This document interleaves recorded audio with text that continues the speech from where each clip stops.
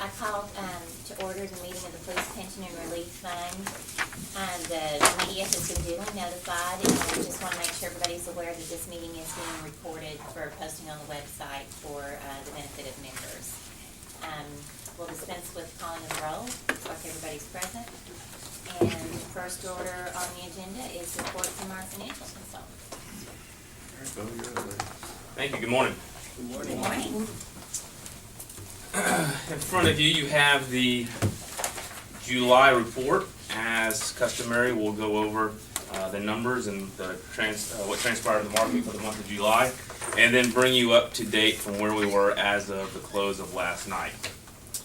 If you open your books, you see as of July 31st, 2012, total market value was $40,975,158.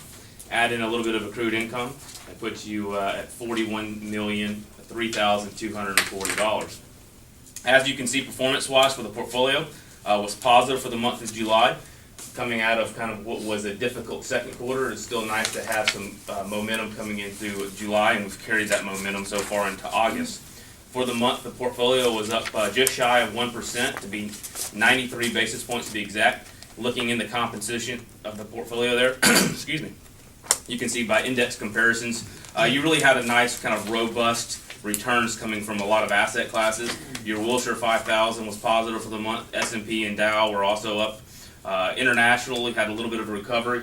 We've talked about some of this. Some good news of taking away some of the potential bad news coming out of Europe was the Olympics, and the Olympics seemed to do pretty well, turning on, having good news and having people kind of drawn to that. I understand it was the second most viewed Olympics, I believe, ever or something for NBC. So that did well. We didn't have any negative news coming out during that. I don't know if that was by design, but it certainly helped the markets, and we're certainly glad it worked out that way. NASDAQ also enjoyed a positive month, and so did Barclays 1 and 3 year credit. You saw credit spreads continue to tighten in, which is the compression of the spread between the risk-free rate and the investment-grade credit. And then we saw Treasury prices for the month stay steady, but since that time period, we've actually had some more momentum into the equity market, and fixed income rates have continued to actually climb. If you recall where we ended the month of June, the 10-year Treasury was at 1.67%. We went down to 1.41% through the month of July. As of this morning, we're at 179. So you're continuing to see a lot of that volatility take place into the U.S. Treasury market. A lot of that is when the equity market's doing well, people will rotate out into equities from fixed income. When there's event risk, or there's geopolitical risk, or you see some more trouble, some other issues out, you'll see that money and that institutional money flow back into the Treasury rate. So not unusual. We've seen some of these volatility over the last couple of years when you get down to a 1.4 level and you kind of dry up some demand. You know, it gives up to closer to 2%, bumps in that area. You'll see some more demand usually come back into the next auction, just because that additional 30, 40, 50 basis points certainly goes a long way when you're talking about a lot of institutional cash flow. Year-to-date, as of July 31st, plan was up 5.84%. Annualized since inception return, 6.16%. Bringing you up to speed of where we were through last night. Again, we've continued to have a positive month so far at the halfway mark of August. For the month, up 62 basis points puts you at 6.49% year-to-date as of August 15th. Flipping the couple of pages, we'll go ahead and look at our pie chart. You can see cash, again, running in the same position that we've been pretty accustomed to here, 2.5% roughly on cash. We are having that money continue to kind of made available for distributions. Going around the curve, you still see at the 2 o'clock level growth, 14.27 versus value at 849. We'll continue that trend until we see some type of reversal where it's going to be an advantage to go back into the large cap value space a little more heavily. At 6 o'clock on the pie chart, sector, REIT, oil and gas. We've had a nice recovery in gas flows, and while most of your exposure in that sector is going to be through MLPs, Master Limited Partnerships, which are going to have little to no commodity exposure, although they do move the underlying commodities. You've had a nice recovery coming back, and I know that's difficult to say when you say nice recovery when you're talking about oil prices going up, because no one likes high oil prices. But going from where we were, I hit 79 at one point to now, I think this morning we were just a shade under $95 a barrel. So you are starting to see some of that go back in place. You'll see some of the underlying oil and gas indices appreciate and do well. Continuing around, large cap blend at 2.9%. The other, which is going to be a representative of your real estate, your mezzanine, and your Goldman at 20%, and then international equity still sitting in just below 5%. Continuing to watch the trends of what we see in Europe. We've kind of been a little bit of good news, a little bit of soft news, some whisper talks, and that continues to be a real theme as far as the investment community. It feels like at some point in time you're going to get some QE3, which is quantitative easing 3 from the Fed. They said they may do it at the end of end of August. Then they said that they may do it in September. Now some are saying they may not do it. That kind of thought process that's in the community is largely what's helped drive some of the nice returns that we've had in the month of July and the month of August. Just that the fact that it's kind of out there and dangled in front of the investor community. ECB's taken some nice measures. They're continuing to have good discussions over there to kind of stabilize those markets. We talked about this last time. Europe is in a recession. It's going to continue to be an issue. The longer it goes on, the more comfortable, if you will, some of the investor community gets with it. So it takes a little bit more of a newsworthy event to trigger something bad or good. Update on one of the other investments, the mezzanine finance, which is the Capital Point Partners out of Houston. They just signed an LOI for one of the portfolio companies in the mezzanine fund, Big Lake Services. They have an agreement on tap for $34 million, which was nice to see. Originally, it was a $32 million bid. Backed away, they reopened up the bidding process, had 9 companies come in to bid for Big Lake Services, and $34 million was the winning bid. So they expect to have the due diligence process last between 30 and 60 days. Once the company goes through that, they'll begin unwinding that portfolio company, and probably within 12 months, fully captured inside of the plan, which would represent about 80% of the payback out of the portfolio companies out of the fund. So certainly hope that continues to go well, and it's nice to get that bit of news. Commodity opportunities, again, continues to be a challenging market for commodities. What we've seen with the drought in the Midwest affect corn prices to the positive. We've seen a volatility in the energy prices. They continue to be about flat for the year, whereas you've seen some long-only type commodity plays certainly continue to hit negative territory for the year. It's been a good play. Like the way they're positioned, they are positioned to continue to take advantage of a long corn play, and then long-term bullish on energy prices. Real estate continues to perform well. We gave you the last quarterly update for the last meeting. We'll anticipate some other good numbers of what we're seeing out into the REIT space. So hopefully that'll continue going on the trend as well. Any questions or comments for Larry and Alex themselves? How is the Goldman Sachs fund? Yeah, so it's about flat year to date, which, given the state that was just outlined of the commodity markets, is not bad. We've had some real volatility in energy. We've had some weather issues that's relating to some of the agricultural products. So they're playing it well. By comparison, and this would have been back at the end of June, some long-only commodity funds that we also track were down about 18% for the year. So there has been some difficulty. So having their strategy of the long short and really having about 4 or 5 conviction trades has certainly played well. As far as real estate, how is it looking? Real estate investments? What portion we have and how much percentage? PRISA, when you look at PRISA, our percentage right now is about a little bit over 9.5, 9.64%. We'll hit, well, I shouldn't say we'll hit, but it looks positive that we'll be in double-digit returns again this year. Double-digit return? Yeah, I'd say 10 to 11% based on what Kevin Smith has talked about. Their storage, multi-housing has still been good. I think they've done a good job because they could have really gone more all in, and I think they pulled back a little bit probably this year, which, you know, double-digit returns right now for that space we're happy with. They've underperformed REITs, but REITs are a lot more volatile. REITs are up about 14-15% probably year to date, but I see that probably pulling back a little bit toward the end of the year. So overall, I think Chris has done a good job. Good. Do you think QE3 will tend to be inflationary? Yeah, that's a good question. Initially, no. Long term, yes. I don't know right now, other than what Bo mentioned on grain prices, because of the drought in the Midwest and your energy spike, and then again, you know, the rhetoric's kind of picked up a little bit over in the Middle East on Israel and Iran, which could spike oil obviously a lot if something were to happen, although I don't think that'll happen before the election. But I think QE3, I don't really think it's on the table anymore. I think it's going to be continuation of Operation Quest.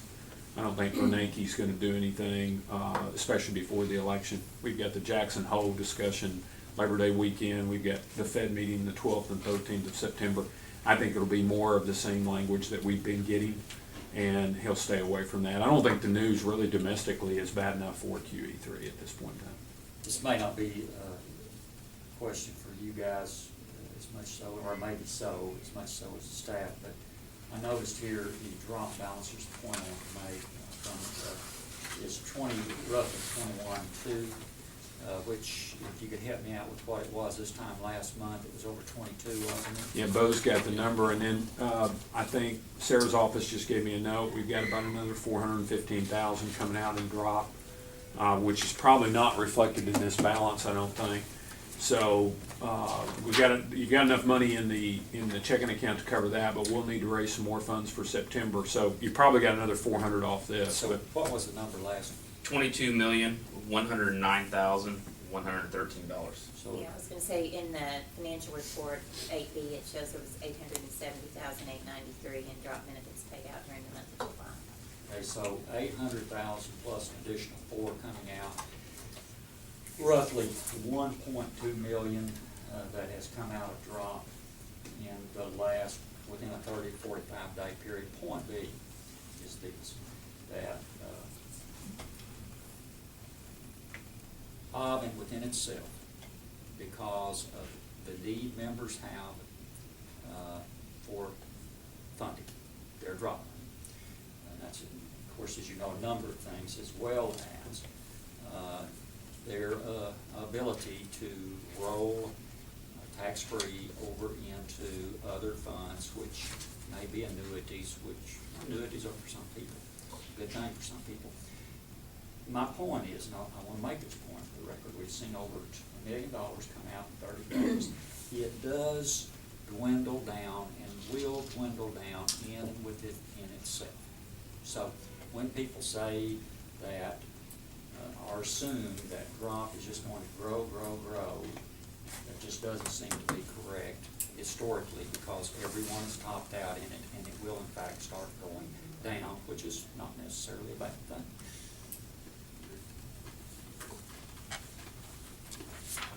Just an observation. Anything else for our financial consultants? I had sent you guys an email concerning Resolution 27, our affiliation with AML, Pension Management Trust Fund. You want us to address that, Ferris? Yes, sir. Okay.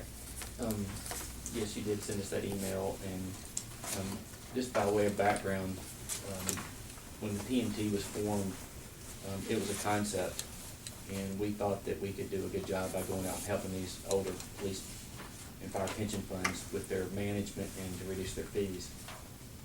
What we found in the marketplace is that many of the old plans didn't know what their fees were, and that historically they had been paying in a range of 3%.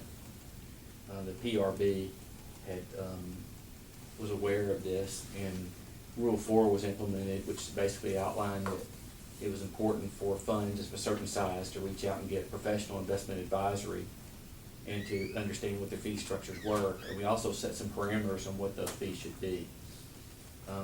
Part of the effort was done by Stevens and by the league, because we wanted all these cities to look at their fees, to understand what their fees were, because unlike you guys, all right, many of these plans across the state were not meeting. They were being charged fees, and frankly, just didn't have a grasp on their overall picture.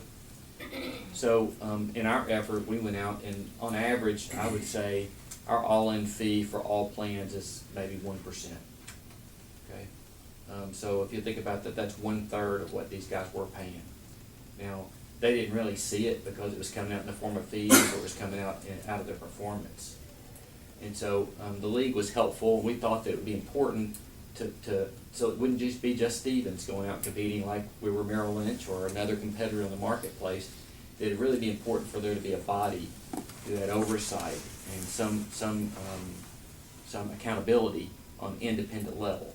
And so the Pension Management Trust approached the league about establishing a board, and that board has oversight. They don't get to control what you guys do locally, all right? But there is an independent report that's done to see how all the plans are doing, what the allocations is of all those funds, and what the performance has been of all those funds. So, Ferris, I just give that background so everybody understands economically how it was that we approached them. In addition to that, I mean, there's economies in numbers. The more money you have, the better the fee. I mean, that's the way it is in our world. And so we were also trying to build, in many cases, cities were trying to do their own internal administration, check issuance for the retirees. In some cases, they had some third parties. Again, there wasn't any real accountability as far as fees. It was like whoever the local bank was to see what we were going to use. And so we did our due diligence, went into the marketplace and visited with all the banks and took all the assets and asked if they'd give us a price as if we were a single relationship. We were able to do that under the PMT structure. We felt like the league had been helpful on a couple of fronts because they had assisted us in gaining the critical mass, gaining credibility with all these mayors, making calls to these mayors and saying, we need you guys to take a look at this. We also leveraged off the assets that the PMT had, or excuse me, that the league had with these various banks because they had money in these banks through their own custodian. So, for example, on admin fees, we saw them as high as 25 basis points, which is 1/4%. We negotiated them down below 10 basis points. So we're at 40% of what those charges were. So between the savings on the fees of the investment and the savings on the fees for the admin, there was a lot of economic benefit for us. Now, to compensate them for that effort and for oversight of that investment review board, we agreed to share with them a percentage of the revenue, right? And that revenue, in y'all's case, Alex was telling me this morning, I think it's 7.5 basis points. I thought it was 5. Alex corrected me and told me it was 7. And if you recall, there was a few months back, Stevens went to the league and asked for a reduction in fees. Stevens also made a reduction in its fee in an effort to frankly try to make this more palatable to you in a market environment where it's difficult. And so currently in the PMT platform, you are sharing, there is a percentage of the gross fees that are being charged, and that's not on top of Stevens, and there's an aggregate fee charge, and then a piece of that's coming out of our fee to pay the PMT. So, Ferris, I don't know if I answered your question specifically, but that is what's going on. I know that Lee currently sits on that board and has a working knowledge of what happens and what transpires in those meetings, so you might get an independent perspective on that oversight component. Doesn't that fund also manage the other post-employment benefits, the PMT, or the? Yes, ma'am.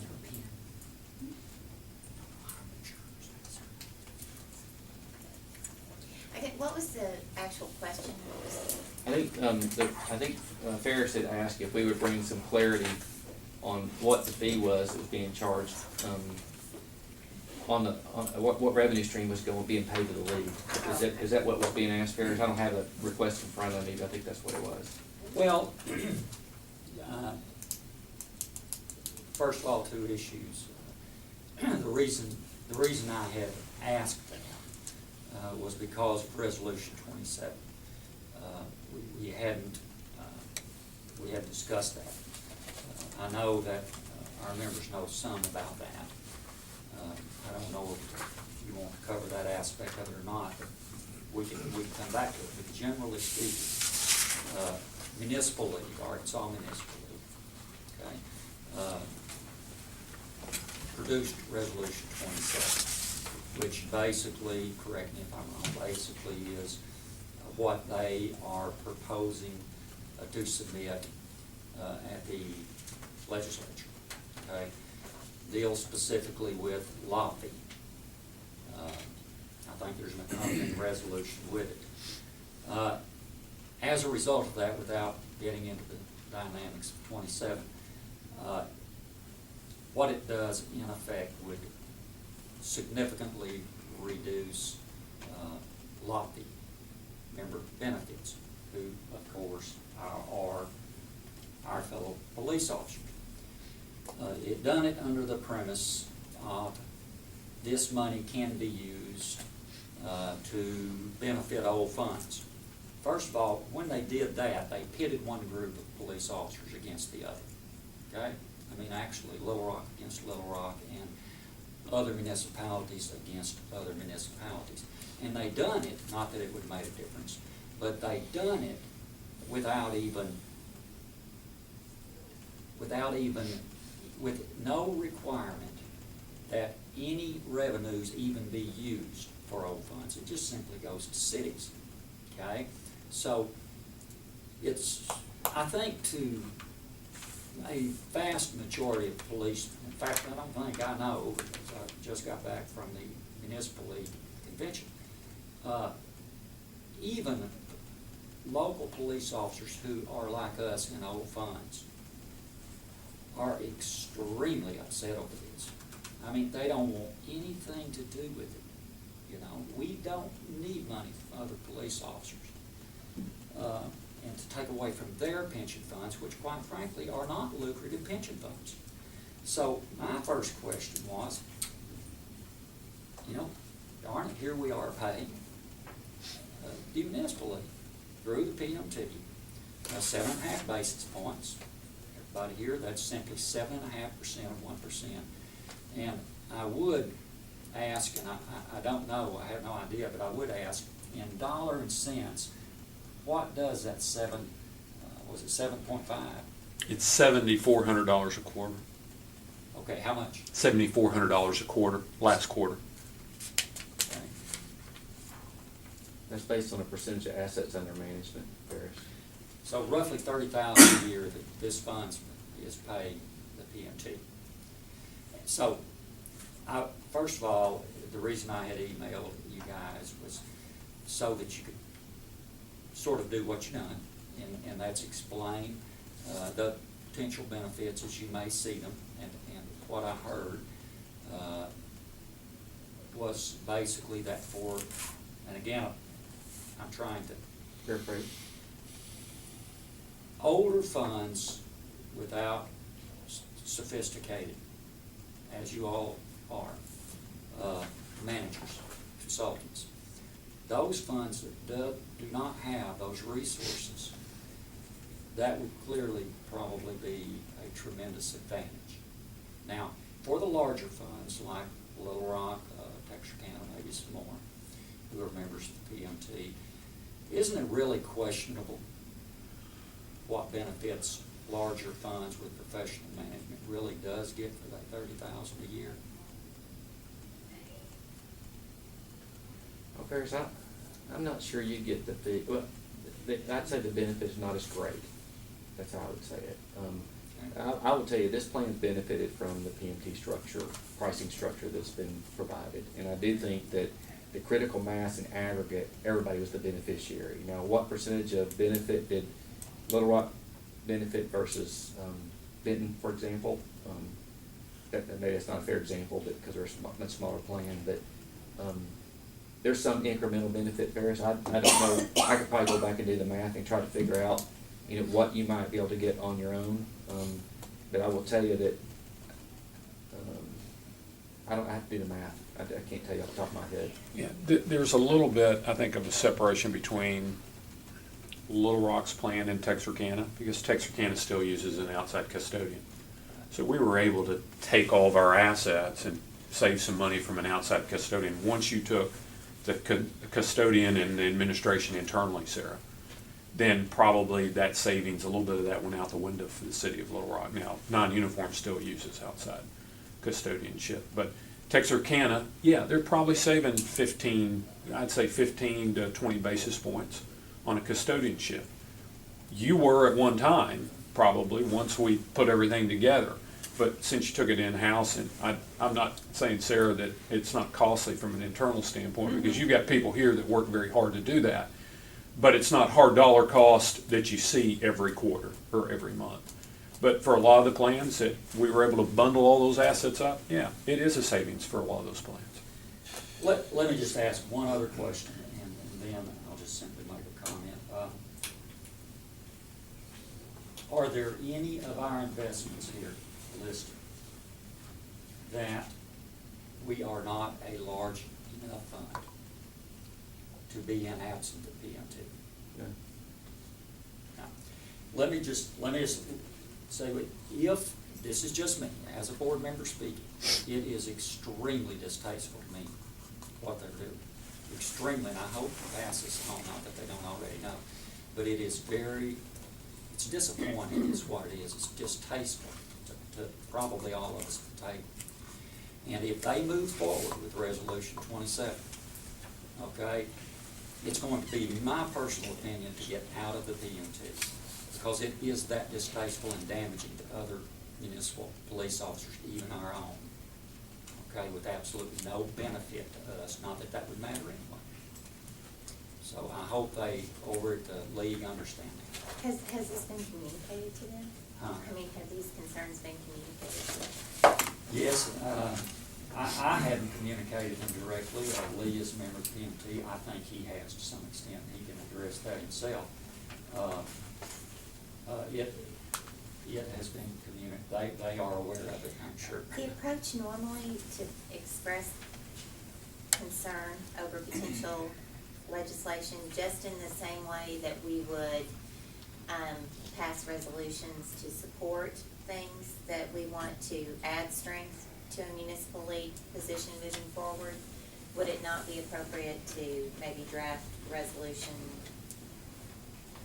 that said you were not in support of something? I mean, I'm just thinking of a way to maybe communicate your concerns short of Right. the step you indicated. That might be the best approach to take, because I talked to Mr. Sandler, and he was confused a little bit at our last PMT meeting, where he wanted to equalize the boards more, put more municipal employees on this board. And I told him we already had the two highest ranking ones on here, was the city manager and the treasurer. And we could not pass benefit increases without at least one of their votes. And he wasn't aware of that at the time. He said he thought the majority, or indicated majority rule, and I said, that's not true. I said, and on that resolution that says that the city has not had any input on as far as giving these benefit increases out, and they have, because we can't pass one unless one of these two votes goes with us. So that part of the resolution was not true, and I think, like Sarah said, we need to have a resolution to point out the things that we don't agree with on that. And there's no mandate in that resolution for that money that is saved under another tier system under Lofty that would go to these old under funds. And I wouldn't be for that unless it's mandated that we get that money. So there's several little points in there on that resolution 27. We probably need to, like Sarah said, list out and explain our points and why we oppose that. And I think they're all good points. Well, I just, for the record, Stevens didn't have anything to do with the drafting of 27. Sure. All right? And frankly, I had not read it first till you sent it to me. And All this right? And I hadn't heard a lot about it, and I understand there's a rub on policy, and I understand there's an economic consideration, and I do think,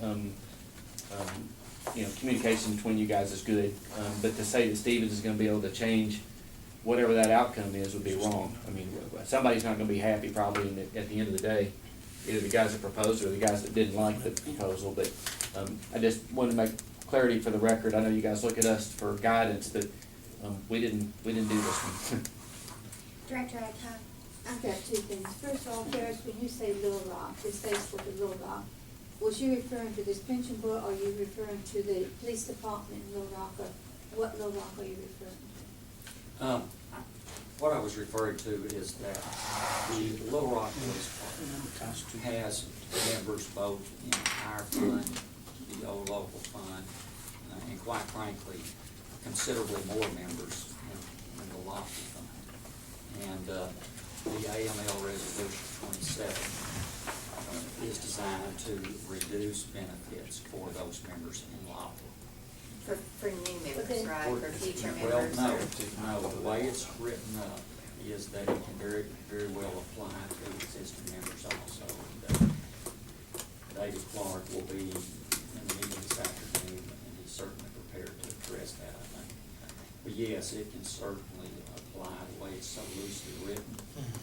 But, I mean, I don't mind at all making a motion to approve a resolution opposing, and I'm not making a motion now, I'm throwing it out here for any discussion or ideas, but to, a resolution to oppose and possibly ask the league not to pursue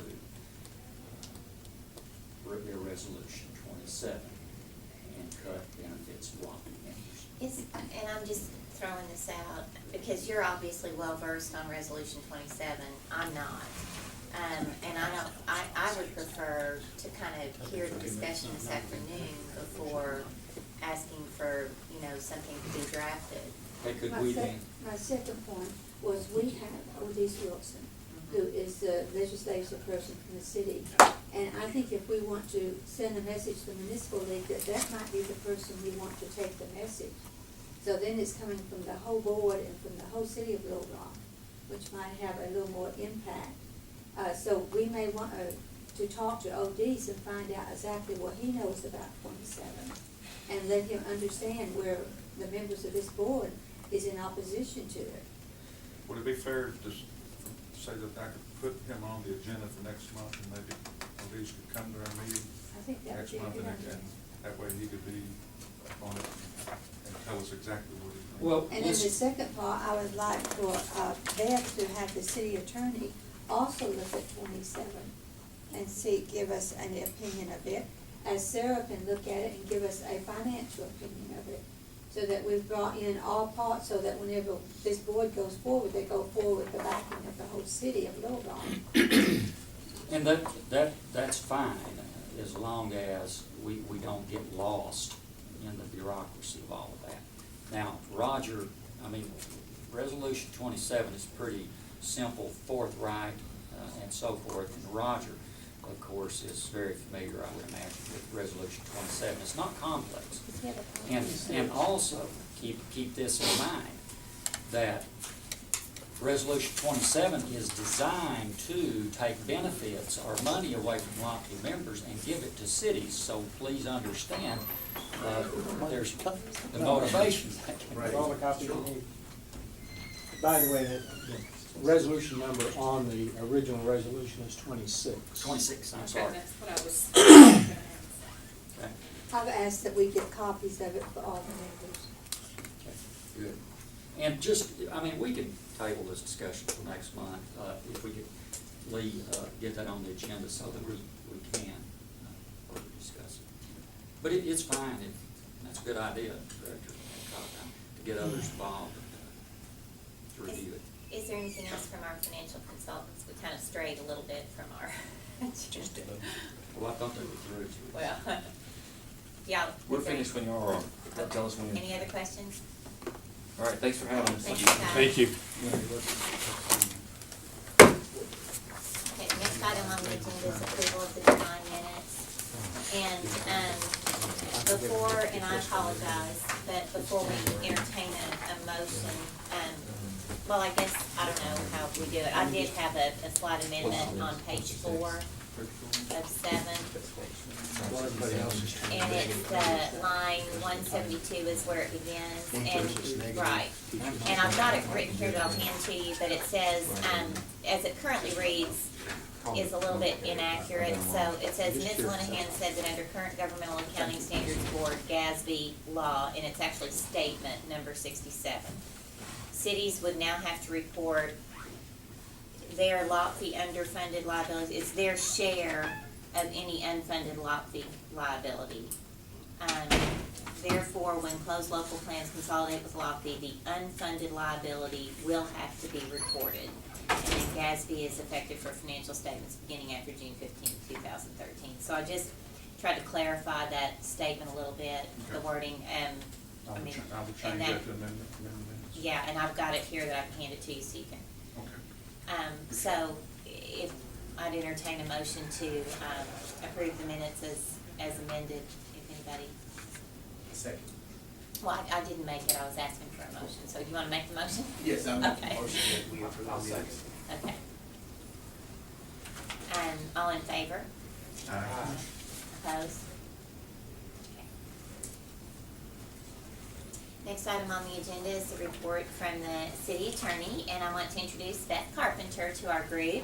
As I mentioned, Kim had her baby, and On so. August 3rd. Okay, so, Everybody's doing good. and a little girl, is Little that? girl, Okay, what's her name? and you know, I forgot it. Okay. I saw a picture though, and she looked cute and Just healthy. adorable, just Yeah. adorable little girl. Okay, so, Kim, I'll turn it over to you. Or Beth. Or, I'm sorry, Beth. Sorry, Beth. You too. Yeah, me too. I've got 3 items here on the agenda. The first one is the Dean Garrett case, and I did meet with Kim briefly. She did come in over the weekend and came in the Monday following delivery of her child, so that was very commendable for Kim to come in and take care of a few items in our office. The Dean Garrett case, that she's continuing the research and would request that the item be tabled until the October meeting so that she can complete the research on that particular item. And yes, and we did receive, payment this month, as well as the one that I think was receivable from last month. We got both this month. Okay. Okay. Beth, on the resolution for surviving spouse Yes. benefits, can you explain two things? One was the need for the different resolution, Yes. and then the other issue was this board, had requested, that Jody Carrero do kind of another study that would ask what additional contributions would be required of the city, or how additional contributions from the city over and above the $500,000 that's been committed in sales tax might accelerate a potential merger with Lofty with a COLA. And so the question is if there would be a way to maybe combine those so that there would be one study and one fee as opposed to 2 studies and 2 Right. fees. Or what, you know, Right, I understand the question. I was looking at the current resolution. Let's start with the resolution that was adopted by the board, the Board of Trustees. It's 2012-02, dealing with election to continue to pay survivor benefits to spouses who remarry after they begin receiving benefits under the fund. That resolution was adopted.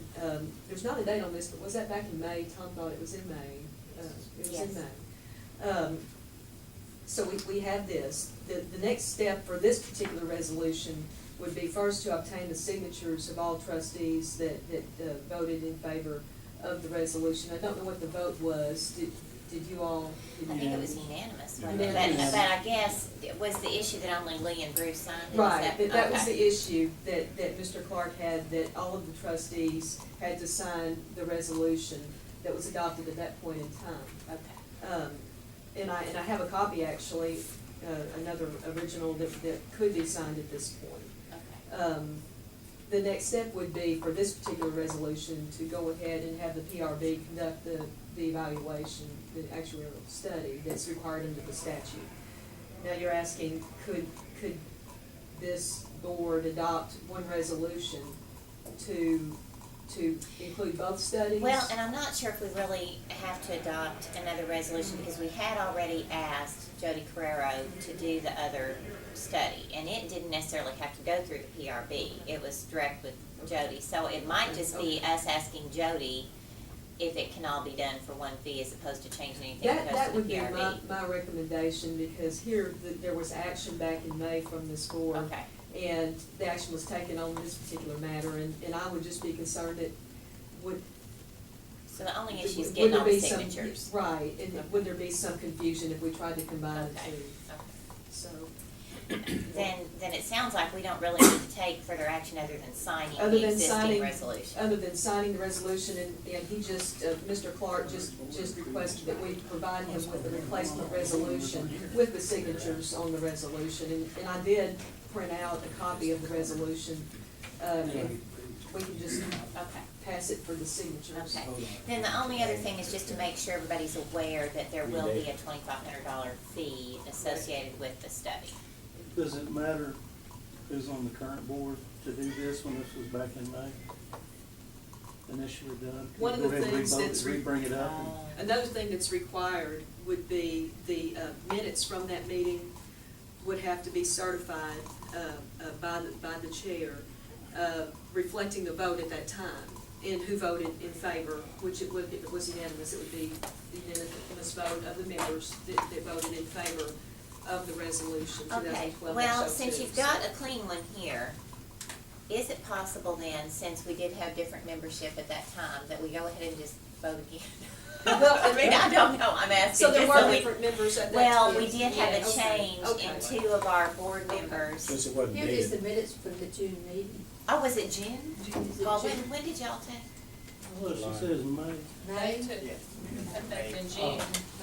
Let's go a little bit deeper. So there are different members now, is that? Yeah, then there were in May, Oh. but not in June, so.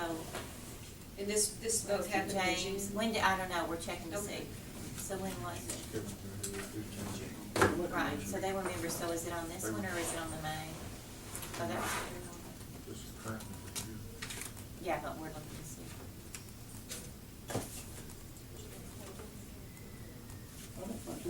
So you don't think we have?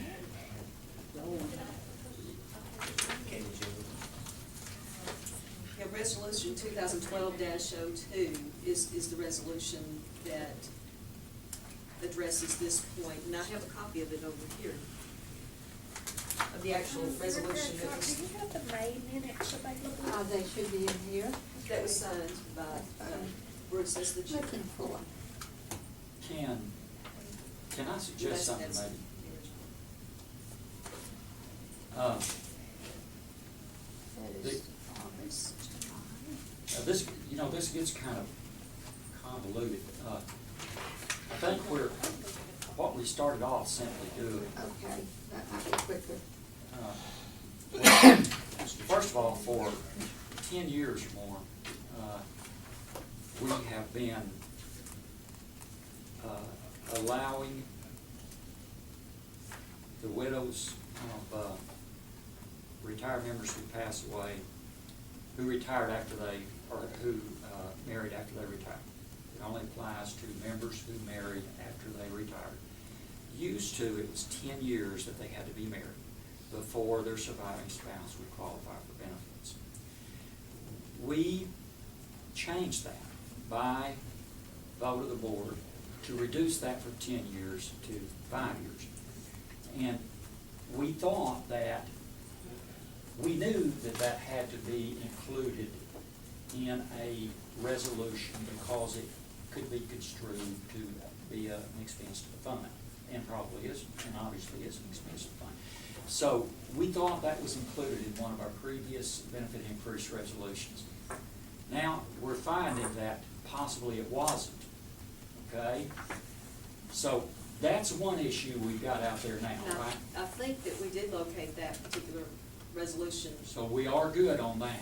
I have it upstairs, but this one is a little different. It deals with the The ability to remarry To then. remarry. So at least we solved one issue then. Yes. We had not That- been that told one- that the original would have been. I have that one upstairs, and I've been speaking with Kathy about that Okay. one, and then realized that there was another issue, and that's this particular issue that we're talking about now, that Mr. Clark advised that we'll need all the signatures of the members that voted for the resolution. It's always been the case, Yeah. yeah. Well, do we know, are Steve and Don gonna be at the meeting today? Could we get them to sign it then? I don't know, but I just don't know. I would assume, but we can go ahead. Why don't you just do a new one now? Well, then we'll have to have these minutes certified, so it'd take a little bit longer. But we could go ahead and do that in the event that they're not, I expect they will. I would imagine they would be too. We could sign, have everybody sign and ask them to sign it there and, that don't work. And then it's a we done can- deal, and if not, we can rely on That's what. true. Okay. Okay, And I'll provide the clean copy, that's on my paper to you if you want to. okay, well, I'll give it to our, well, here, the members that are here, now, do Lee and Bruce need to sign again? Yes, I would have, how we decided to do this is on the, I went ahead and wanted to have Bruce as the chair, and then the secretary, treasurer and secretary, and just have Mr. Harrod go ahead and sign both times, attesting and also sign as the approved member, just so there's no confusion at all, that all That everybody has signed it. Okay, now the issue though, do you have the original one that listed the other members or not? It didn't list any. Didn't list members. any That was the members. issue, yeah, Okay, yeah. so if we can get one that has, and Kathy can give you their names, and I'm sorry I didn't Okay. realize this the other day, but it was Don Wood Okay. and Steve Young, Get another one listed. printed out. Right, because James and Kevin are our new members, and that way today, when we have our other, membership meeting at 1:00, we can maybe get them to sign. And if not, And the Don Wood Wood and, Steve. Young. And In so, in place of the in last place of two. the last two, and just get another one printed out with those two, and Right. these are the past, The past, The past board members. members that were in effect in May, is that when it was passed? It was, yes, it was in the May minutes, and Okay. it was 2 other board members, Okay, okay. okay. so we do have one board member. Good Okay, point, and it Russ. was May 17th Roger. that it was adopted. Okay. What I can do is print another copy with Mr. Wood and Mr. Young in place of Mr. Arnold and Mr. Kendall. And it did pass by unanimous vote. Okay. So, Just in case. okay, well, why don't we let you finish your report, and then you can go out and do that, and we'll have it with us for signatures this afternoon. Okay. Well, you want me to take it and have it done now? That would be great. Jacqueline is up there, Okay. and if you could get her, To put Stephen and Wood's name? we want one copy that's just like that, and then another copy If there's, with, so we're just gonna wait, see if we're out there. with Don Wood Finish and that Steve one. Young in place of the I can last sign two. that one. Yeah. And Okay. so, just in case Don or Steve is not there this afternoon, I would entertain a motion once again, to approve resolution, it was 2012-02, the same resolution as it was worded in that, but to have it approved by the current board. Is there a motion to that effect? I'll make a motion to that effect. Okay. Second. All in favor? Aye. Just to keep it straight in the record, the resolution that was just passed is to simply allow current and future widows of members who retire, of all widows, to retain their benefits if they remarry sometime later. That's all this does. But they have to be a widow with benefits in order to, Yes. for that to, right. Okay. And then determining which way we go with this, either this vote today or the vote in May, the minutes would need to be certified and then sent Right. along with a copy of the resolution to David Clark. Okay. For the evaluation. Okay. If it doesn't work out, one Right. Okay, next item is the review of Act 1244-2001. This, I believe, is in response to, the request made by Don Wood at, our last meeting. The act that he referred to is a 5C in your packet. And, I think that the statement was made that we have members on the board that are participating in the drop plan, and he felt that this, bill or act prevented them from being able to serve in relation to drop members because they benefited from the drop. And I guess the thought was also that, well, but they also benefit from the pension, how would they serve, how would you have a pension board of trustees? Exactly. So anyway, we committed that we would have this reviewed by legal counsel, so we would like your report. I did have a discussion with the city attorney regarding this issue, and we both concurred that there would not be a conflict of interest. The members of the board have a fiduciary obligation to deal with the funds in a very prudent manner. And it is our opinion, this would not be a conflict of interest, at this point, under review with the city attorney. There's just no conflict of interest here with this particular act. Okay, so we'll note that in the minutes then, and, we have addressed that issue brought forth by one of our members. Thank you very much. You're welcome. Do we have anything else for our legal counsel today? Thank you, Beth, for stepping in for us. We appreciate it. My pleasure. Carpenter.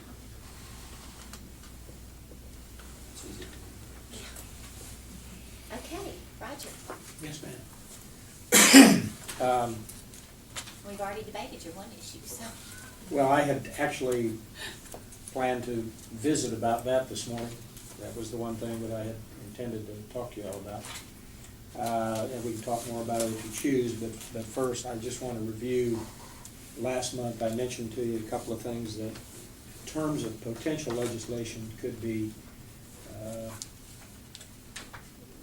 serious enough we need to watch. And one of those is that the change in the funding formula that was approved in the last session obviously created some additional funding for the city of Little Rock.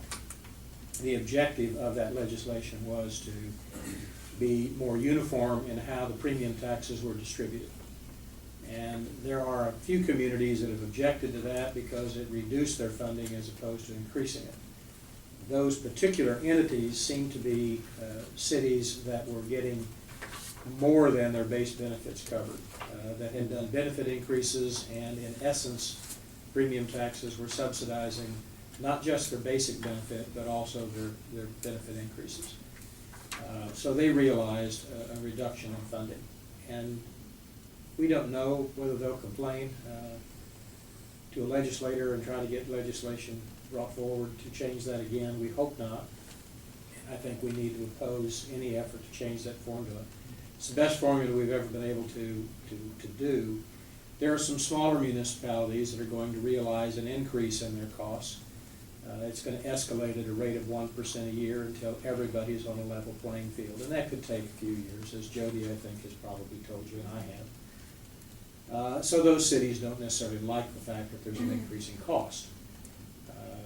But what's lost in the argument every time, that nobody ever really brings into focus, is that the old police plans, fire plans, the lot fee police and fire plans are all subsidized with premium tax. The cities are not expected to bear 100% of the cost and never have been. In addition to that, the old plan members always contributed 6% of their salaries to the plan, and many municipalities really never contributed to it. So today, when some of these plans are determined to be insolvent, some of the cities object and complain because they don't think that's quite fair. Why should they be held liable for all of that, when in reality, the problems with any pension plan usually stem from lack of funding. Somebody didn't put money in as they went along. They should have. So eventually, you kind of have to pay the piper, and we're getting to that point. And Sarah, as you alluded earlier with the changes in the Gadsby rules, you're going to actually have to start showing that, which is a good thing, I think. In the end, that you at least have to identify it, so everybody knows that it's there. Because for years, people have ignored that it was there, pretended like it wasn't. So I think legislatively, we need to be attentive to those things that could potentially damage your funding, and you don't want that to happen. And I think that you all supported a fairer system, and we've finally got that in place, and it'll take a few years for it to be fully implemented, but we're getting there.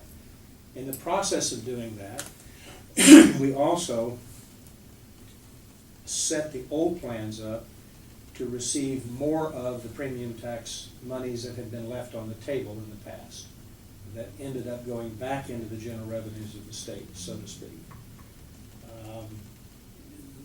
That legislation 2 years ago, or in 2011, helps us recapture, or capture, I shouldn't say recapture, helps us capture more of that money as time goes by. And that's in the best interest of all the cities, that's in the best interest of all the plans, but sometimes people are short-sighted. That's the piece that replaced the guarantee fund, the 10%? Yes. Okay. And I'm sorry, I can't recall the act number. maybe you Well, can. it was all part of the same act, was it not? Yes, it Yeah. was, but Okay. Yeah, I should know that. you should and I should too, but I can't just roll it off the tip of my tongue. It was a good one. No, it's not. And we want to defend it, is the bottom line. Well, I think you do. I think you very much want to defend it. Concerning the municipal league's resolution, there were a couple of resolutions that might affect the police and fire pensions. And Ferris, you might help me a little bit if I might ask Madam Chair for some input. You mentioned Texarkana or others that are unhappy about this. You might help me have a clearer picture of how they feel and what they've said. Well, probably more accurately stated would be all of them. I don't know of a single, quite frankly, a single officer in old funds that supports it. It's not a single one, let alone a pension fund. So, I'm gonna make that distinction. I mean, basically, they find it appalling. I mean, they find the fact that they want to, that the resolution, AML resolution, wants to lower benefits for their fellow lofty members under the pretext or premise of somehow using it to shore up old funds, which there's nothing in place to even do that, not that it would matter anyway. So they find it distasteful and want nothing to do with it. Well, I would like to address at least one or 2 points within this resolution that I think are critical. And I say critical because they will hurt the municipal interests in the long run. And I pointed this out at the last meeting. But on the second page of the resolution, down about 4 or 5 lines, says reduce current lot fee costs, thereby making more funds available to support old plans by lowering the multiplier for new hires, establishing a minimum retirement age of 55, and reducing or eliminating the COLA. And I mentioned at the last meeting that in effect this would create a closed plan of the current lot fee program. And the state police have a closed, their tier 1 is a closed plan. There's no new dollars flowing into it, in essence. Therefore, it has become a volatile, from a actuarial point of view, they refer to that as a volatile plan. And when you calculate the liabilities, they're even higher because it's now closed. There's no opportunity for money to flow in from new hires as they're brought on. So you have a limited pool. It's just like this old plan. It's closed. You don't have any new money flowing in essence. By new money, I mean new police officers that are becoming part of it. So when you close a plan, it actuarially makes it more unfunded, more likely to be unfunded. It exacerbates the problem, makes it much worse. The other side to that is that on the lot fee side, the contributions from the employer are set by the lot fee board and are mandated. When each city is given their lot fee contribution rate, they must pay them.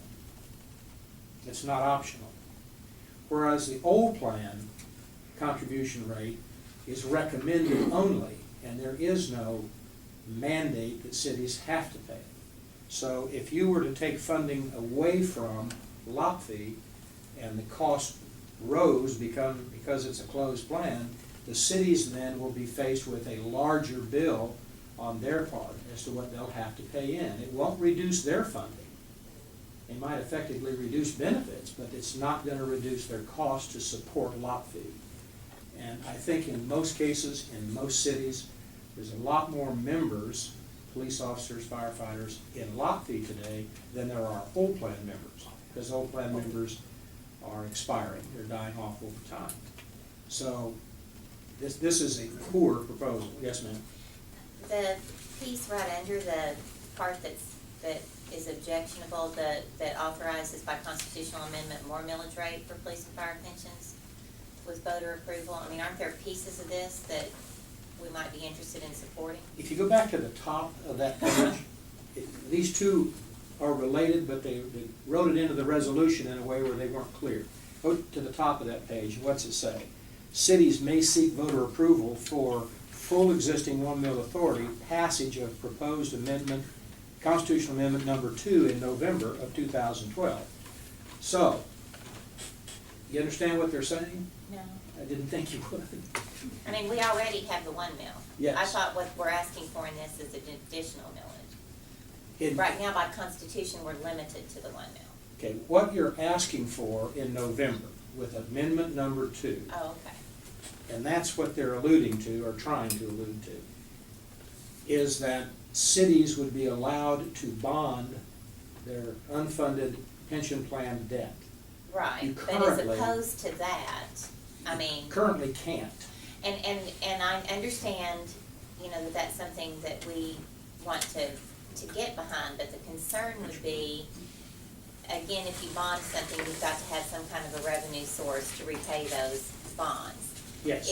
But right now, even if voters wanted to contribute additional millage to our local police and fire plans, they would be prohibited from doing so because of the state constitution. We do not have the authority to request an additional millage for our police and fire pension funds. So it seems to me that a portion of this, we might want to support. Yes, ma'am. You do want to, I believe personally that all municipalities should support amendment number 2, because what amendment number 2 does is it gives you a tool But that you don't that's the currently bonding piece, exist. I'm talking about the additional millage. I am too. But Okay. both of those pieces are important. Okay. And the constitutional amendment, amendment 2, the tool it gives you is the ability to change your unfunded liability to what would resemble a fixed mortgage, where you've got fixed payments for a fixed period of years. So when Well, it and comes the to other thing that it does, that I think that amendment number 2, that hasn't been, I haven't heard a lot about it, but right now, if we issue short-term financing, it says that that has to be repaid from general revenues. Revenues. So if you wanted to, say, issue short-term financing from the street fund to pay for street equipment or things like that, you couldn't technically repay that with street revenues, or there's disagreement about whether you could do anything but other than repay short-term financing with anything but general revenue. that's correct. So it kind of clarifies that too, Yes. kind of fixes that issue. We've got some really weird little nuances within the law. For example, you all are a member of a school district someplace. And almost every school district that anyone's a part of at some point has passed a millage in order to build buildings. They don't use that money for operations, they use that money for improvements like new gymnasiums, new classroom space, and it's perfectly okay to do that. But if you're a college, such as a 2-year college, and you need to add on classroom space and you're gonna vote on a millage, you can't use it for construction, which makes no sense.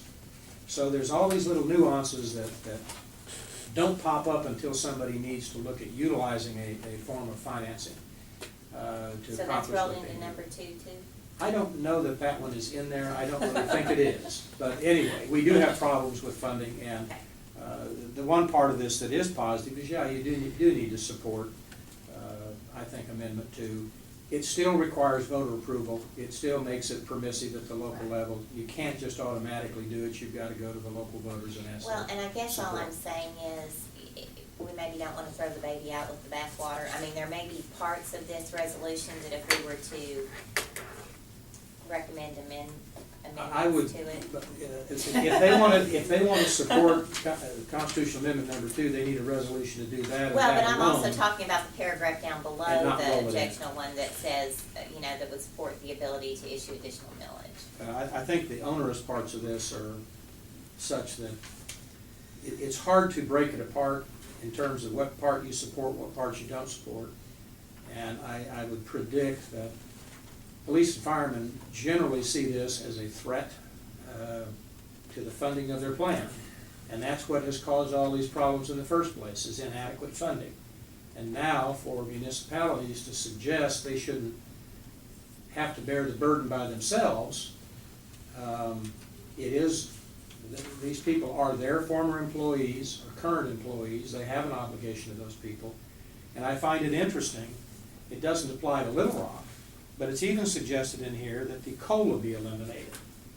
Well, all of the folks that work over at the municipal league, including many, many employees in many cities, are part of the municipal league's plan that has a 3% COLA.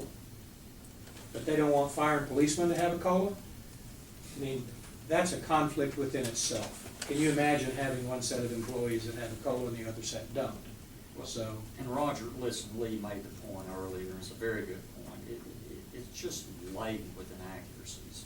For example, last paragraph front of the first page, that is particularly unfair to require municipalities to fully bear the burden of those liabilities. Well, that's ridiculous. They don't, they never have. Not under LAFI, not under old plans. It's just totally inaccurate, and that's putting it nicely. And then they even go on, gets even worse, had limited impact, and that the cities have had limited impact on the overall administration of local plans. What in the world are they talking about? Up until just a few years ago, they had total control because there was only one police member on the board.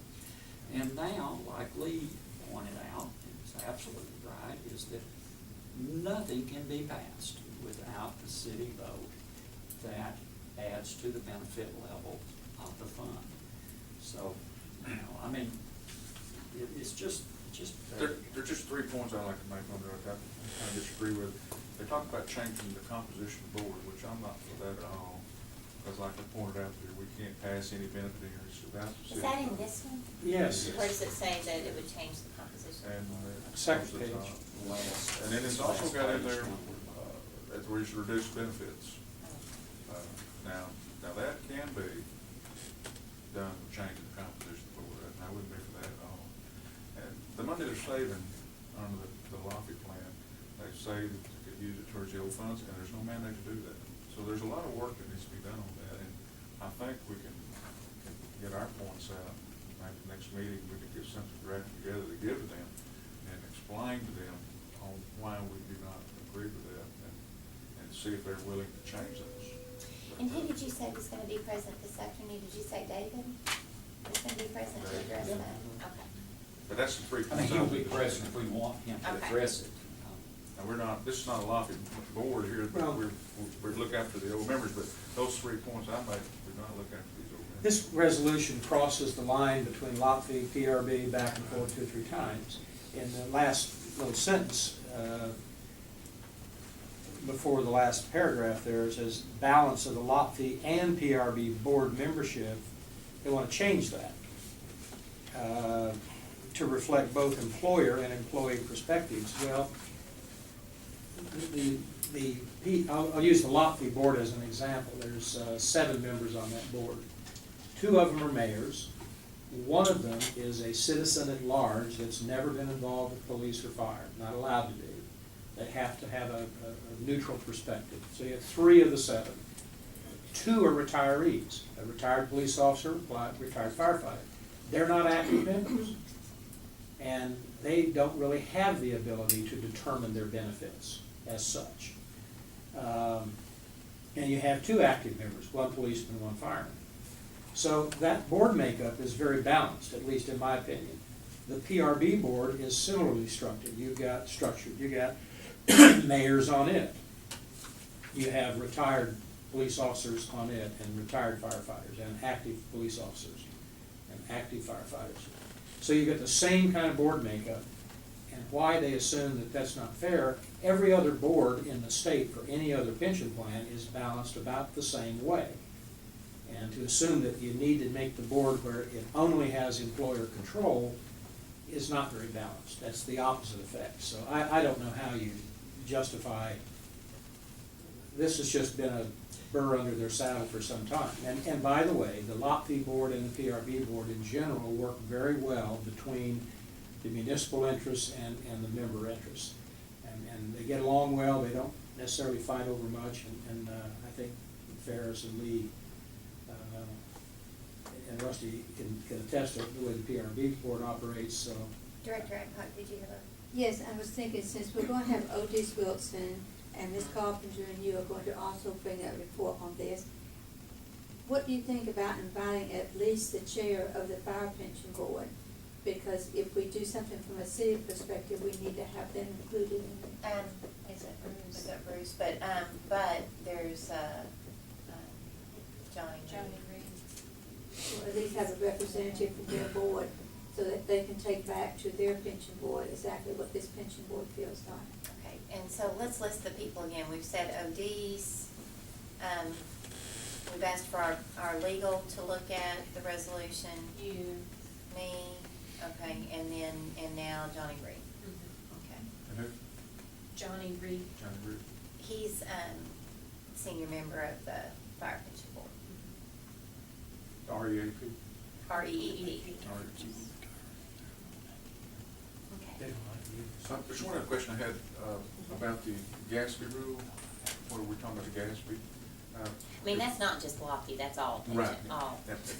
If we merge, now, they've changed the rules, we understand where, if we merge with Lafayette, it still has to be reported. Right, But, because your obligation does not go away. right, it's not gonna wait, unless when it's finally paid off, say it's 15 years or whatever, Yeah. once it's paid off, that completely. Yeah, it's goes just away. like your mortgage. Like I mean, mortgage, you've yeah. got a loan outstanding, or you've got a balance due, and as you pay it down, it decreases, you know, and it eventually will go away. But the old funds will go away, but the Lafayette fund also will never go away.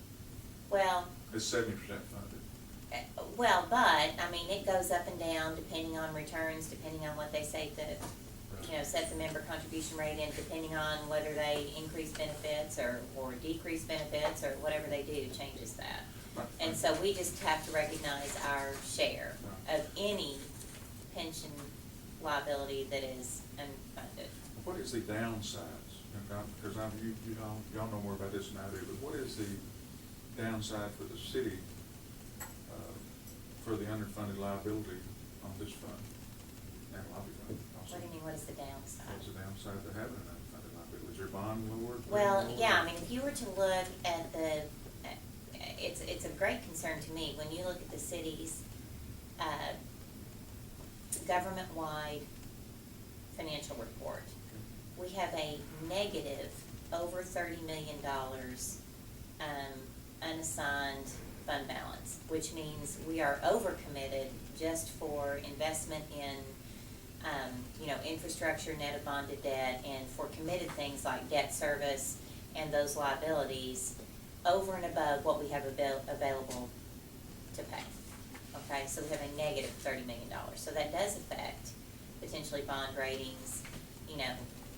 It's always mentioned, when you look at our bond rating analysis, we have positives in that we don't have a lot of outstanding debt, and that all of the debt that we do have has committed revenue streams to repay that debt, and they're stable, committed revenue streams that are not, for example, the property tax levies that we have on our government obligation or general obligation bonds and that type of thing. They cannot be used for anything but that, and there's a closed loop. If more money comes in, then it has to go to call the outstanding debt. It can't be used for any other purpose. Those are identified as strengths. The weaknesses, the things that could lower our rating, are that outstanding pension liability and the cash position of the city. That's what's always identified. Now, when you look at us not on the government-wide basis, where you don't have the liabilities and the infrastructure and all that stuff on the books, you run it more like your checkbook. We have unassigned cash to meet our obligations or unassigned fund balance that's adequate. But when you look at us as a going concern, like you would any other business, we have a negative $30 million, and it's almost entirely attributed to that unfunded pension liability. Okay, back to. Which is over $90 million. Right. Now, if this fund did merge with Lafayette and say the city did commit more than the 500,000, and Jody did the study, and it looks like it's gonna go down each year, would that affect the rating each year, or would it just affect it when it's finally gone away and paid off? It doesn't affect it till it's Well- it's manageable, until you're up to a reasonable funding level. I mean, right now, we're not at a reasonable funding level. Now, we are on some plans, but overall, we're not at a reasonable funding level. And the issue of this impact of the GASB 67 is that $94 million is gonna be something bigger, because we've never had to include that portion of the lot fee and some of those things. Sarah, one thing that it applies to merged plans, not to independent plans. If you're a What, merged, NSC 67? no, that's not what I mean. I mean that with the new Gadsby rules, if you're a merged plan, your liability becomes a fixed liability that's gonna start reducing because it's a fixed mortgage. The independent plans, their liability gets recalculated every year. So based on market returns and other things, the liability tends to escalate. So the plans that are merged, there is an advantage on that report in that you have a fixed mortgage, a fixed liability that is going to start diminishing. Yeah, unless with payments. investment returns maybe are better than what, I mean, you've still got that fixed liability. You don't get the benefit maybe of improved conditions either, correct? I'm not sure I understood what you said. I mean, you're saying it doesn't get any bigger, but it doesn't, we don't get the benefit, just like we don't take the hit maybe for a decline in some of the market returns, we might not get the benefit of an improvement either. Well, that's true, but the trend hasn't been such, Wow. and we can take the history of your plan, and being a merged plan, if we can, and I need to be real clear, if you can lock in a fixed rate mortgage, so to speak, with bonds, then you have the ability to pay it down like that. Well, but the issue, and herein lies the big dilemma, back to the beginning, because there is no requirement to fully fund PRV. the PRB. Because if you'll look, and we haven't gotten to it yet, but behind number 12, I think, is our actuarial study.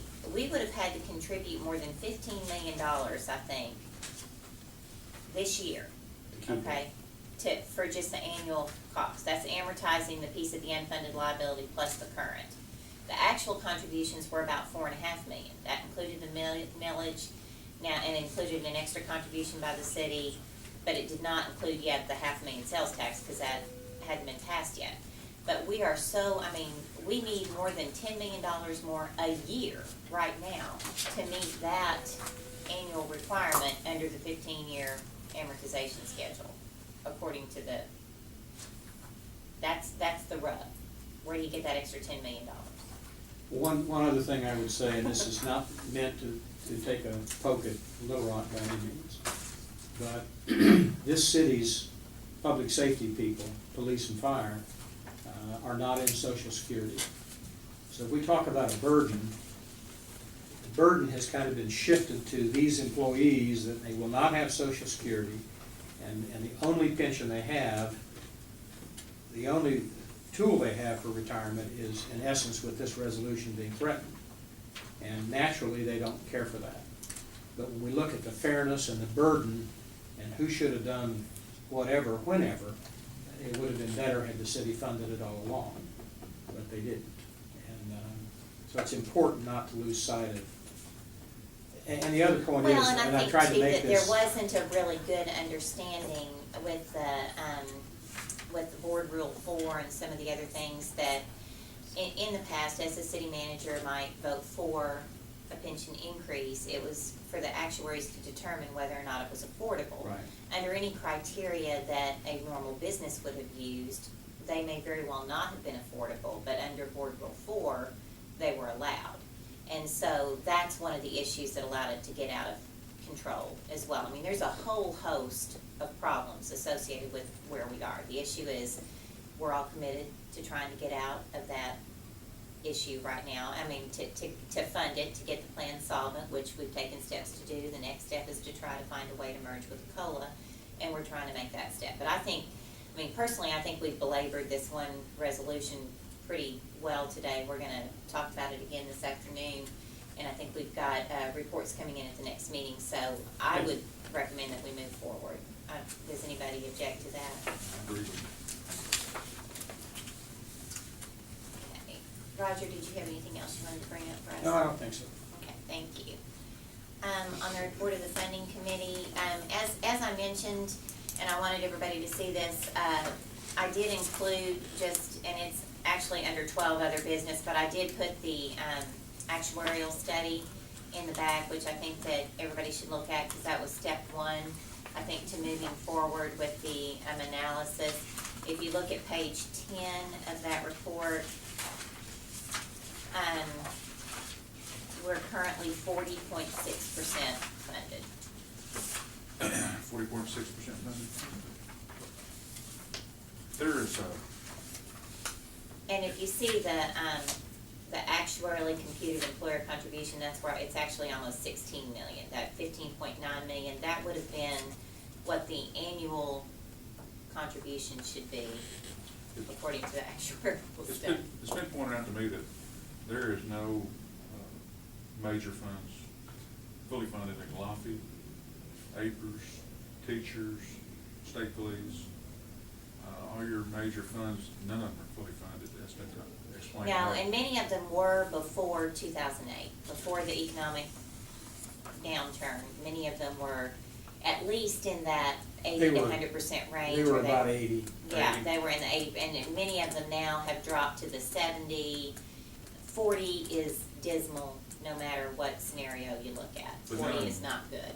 Well, it may be, but correct me now if I'm wrong, 40 was based on year-end 2011 numbers, is that correct? It's, the value of the assets, that 48,507,000, that's one variable. The unfunded liability of 70,852,000, and that's based on all the future benefits. So that's the liability of what the future benefits are, okay?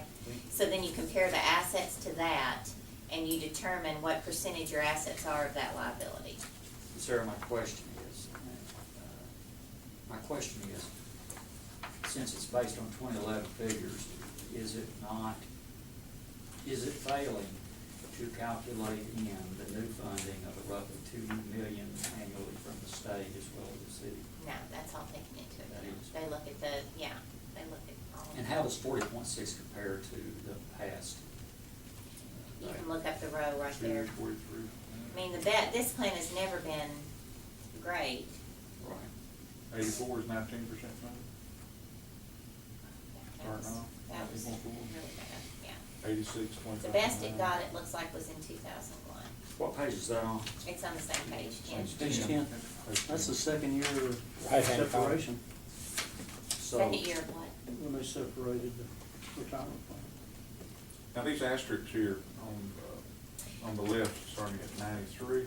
That's when benefits changed Right. or Increase. earnings assumptions changed. So So- that's when you either got salary increases, benefit increases, and/or the investment assumptions changed. Okay, so 93, I believe that's about the first time we passed a benefit increase, and it was 39.5% funded then. And Joey passed the benefit increase. Well, and that was the point I was making before. Had you been a business, that would never have been allowed. It was because of that board rule 4 that looked at, do you have enough cash today to pay that increase or whatever. well, and we don't need to probably. I know, we don't need to go through all that right Yeah, now. that's just one side of a complex. Okay, I'm just including that for your information. We did discuss during our funding committee meeting that the follow-up on the court fines and fees, we followed up with the county. We talked with Mike Lowry.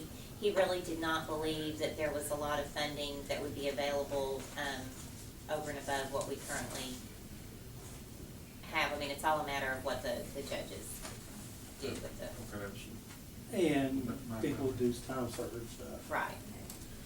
community service. I think what we'd be looking at is some kind of funding, maybe from the city, resolution that was passed, voted on by the taxpayers, that at least 500,000 would be paid to the fund, and that was just at least to start out with. So I'm looking for ideas here, but I don't see any way of getting any more levelized funding unless it comes from the city of Little Rock some way.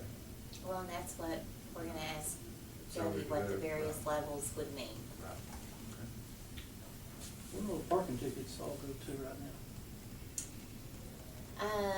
Is it divided All up? right, no, that's parking in the decks and parking meters, parking tickets, they're part of the general fund revenue.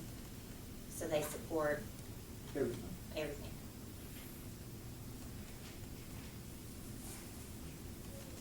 Okay, is there anything else on funding committee for right now? Okay. 8, go to 8A. I guess back on number 7, the one thing we do need to do is to talk to Jody once we send this resolution and see if he can perform both under the same fee structure. So I'll send him an email and make that request. You'll remind me to do that. Okay, tab 8A, this is our financial report for the month of July. And the value of assets as of the end of the month was $44,014,459. The fair market value of the assets managed by Stevens was $41,003,240, and the balance in drop was $21,256,827. If you turn the page to the income statement, you'll see that we received line 5, the insurance turnback, $1,255,401. You compare that to what we got last year in pension turnback of $421,221. That's the value of that legislation that made that allocation much more fair, where in the past we had been subsidizing so many of the smaller plans and we had a better allocation. Line 6 is the additional piece that we got that took the place of that guarantee fund. That's the $418,467. Okay, so in 2011, the total amount we received was $421,221.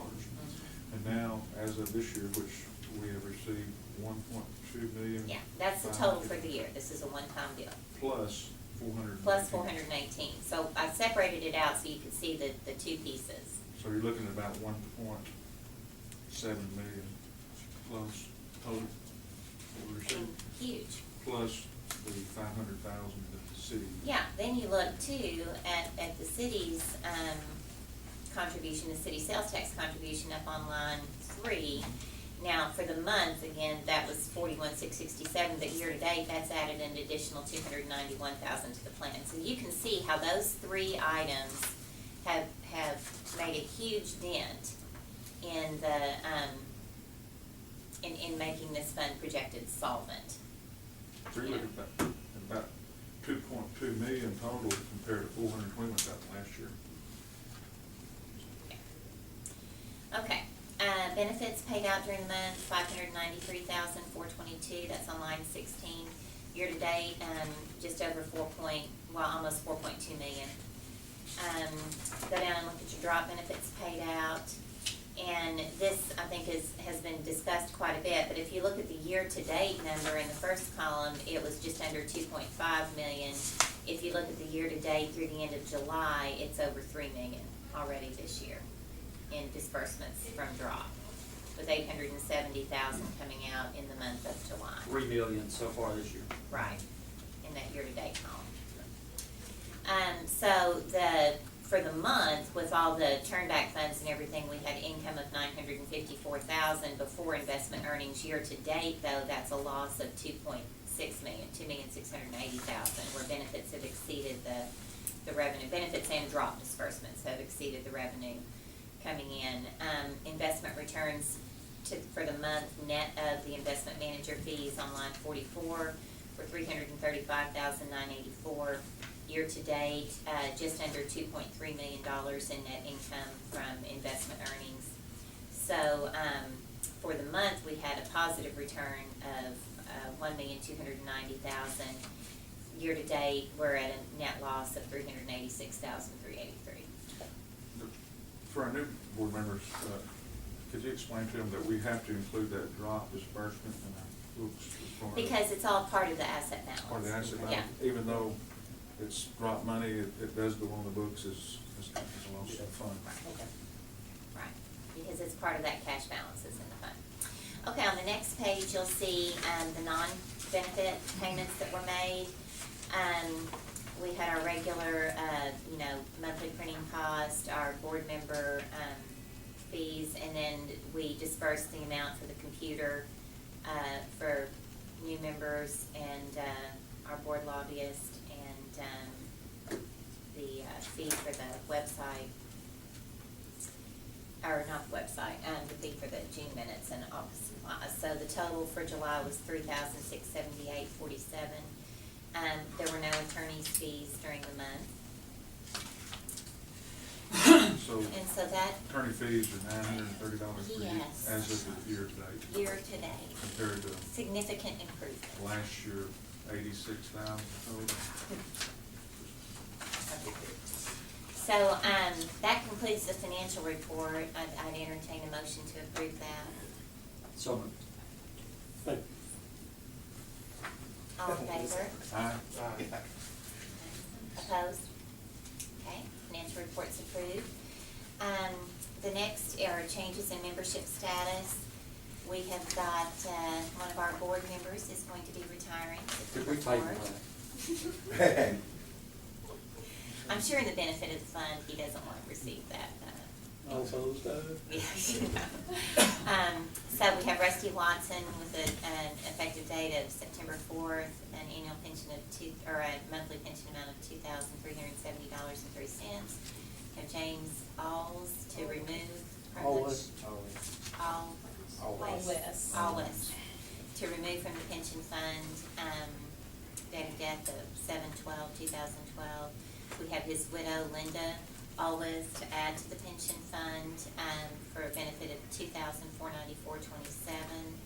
We also have the, death benefit for Mr. Always of $6,500. And so those would be our benefit changes. I would entertain a motion to make those changes. So moved. Second. All in favor? Aye. Opposed? You can't. And I'll circulate. I did.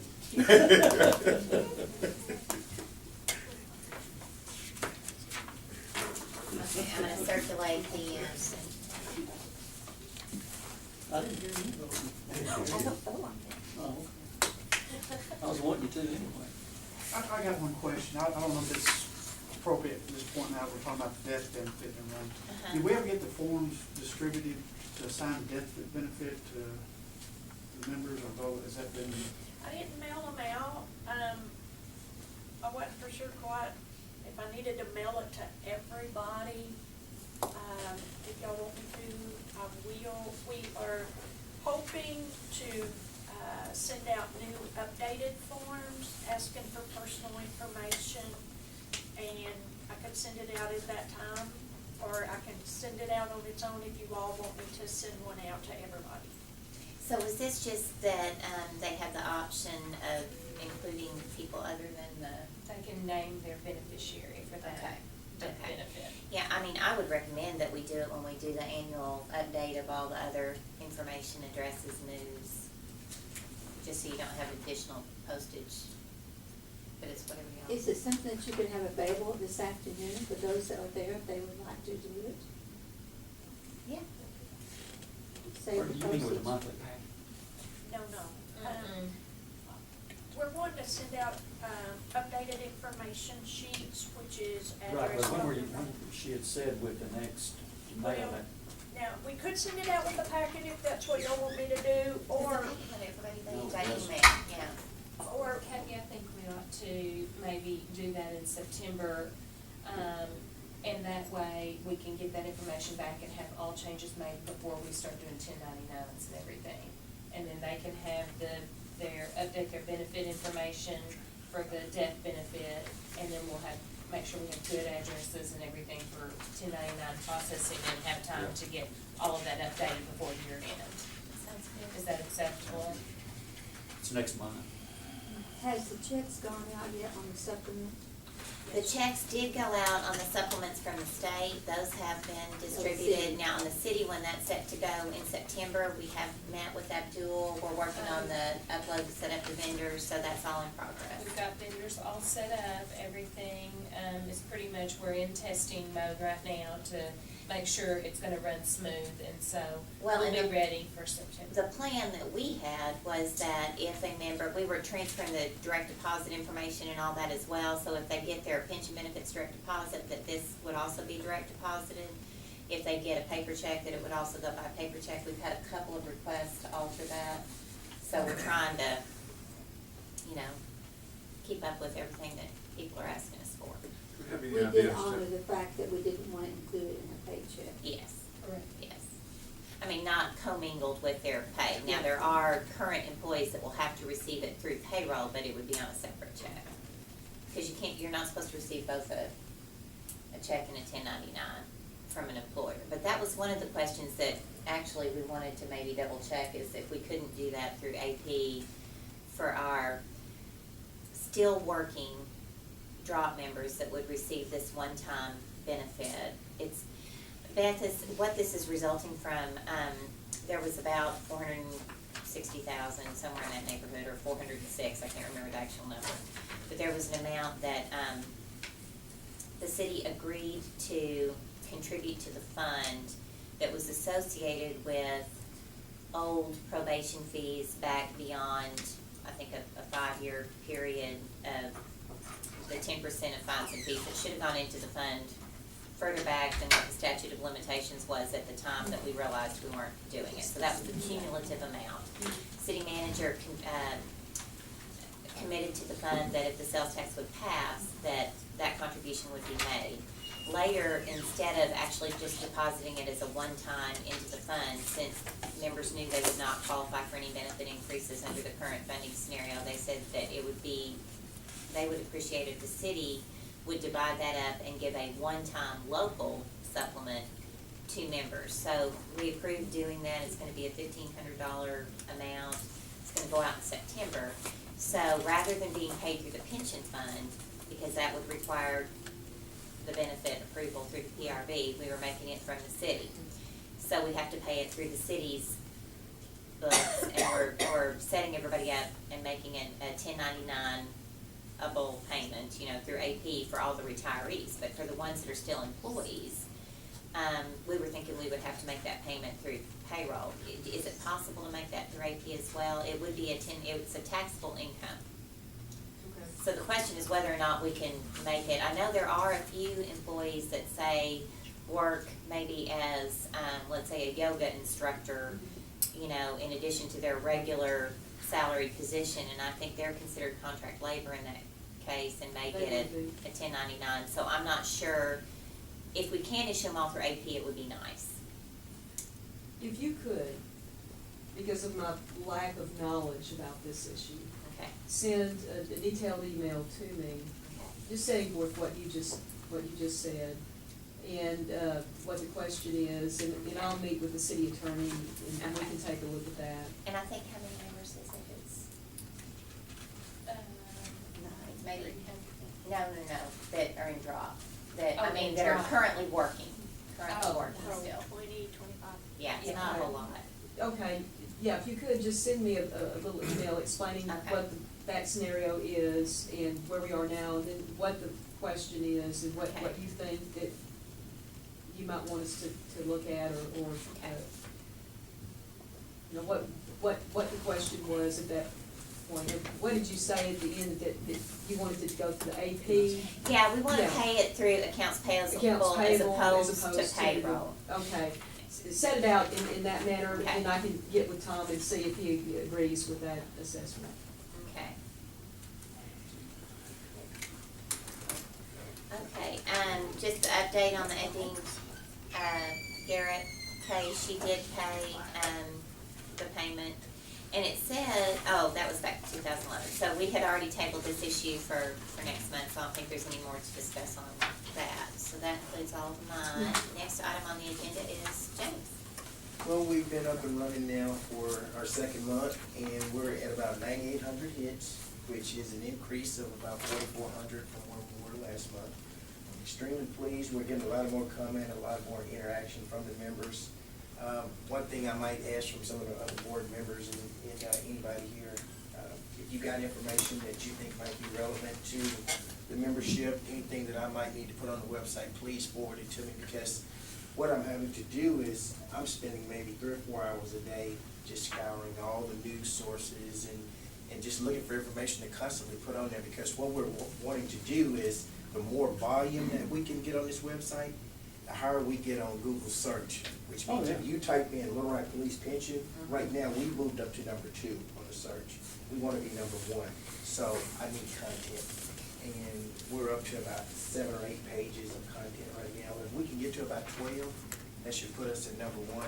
So when people click Little Rock Police Pension, we're at the top of the group, and that's what our goal is, to be number 1. So we're just about there, and extremely pleased. members are starting to come in.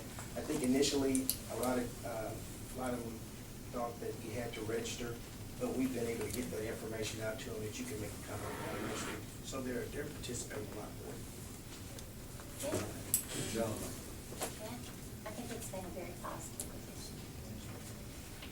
On the health insurance, I did pass this information, along to Mr. Moore, and he did submit it to, Don Flegel and Jim Bradshaw to take a look at, and so I'd like to defer this till next meeting when Bruce is back. Any other fund member comments? Well, I had a question, but I think y'all would probably address it when I exited the room. You're talking about that last money that went into the drop fund is from the people that are still working here but are on drop. And it was the $18.50 that was posted into the drop. If even if you're still working here and you completed your 10th year on that, then it was a check correctly to you. Okay. The $18.50, the one we just. Police recently supplement had. through the state. Now, the other one will be If you're, directly to if you. you're still active in drop, it has to go into your drop It account. has to go into the drop account. If you're Yeah. a continued employment, you're over your 10-year drop, we mail you a check. But the supplement one coming up from the city, That will be distributed to everybody, it will not go to the drop account. it won't go to the drop, okay? When those checks are, whenever y'all have a date or could you kind of let me know so I can put it on the website? When they start Yeah, asking. and I mean, they're in I know. testing now, our objective is to get it as early in September as possible. Okay. And they're already asking us, so right now I'm just telling them it's in September. Right. but I do not have a I got a date. couple emails also saying when in September, I'm like, Yeah, we're trying to make it as early as possible. Still want to go to Alaska. Any other business? Make a motion to adjourn. Second. All in favor? Okay, so everybody at 1 o'clock. we do on time today.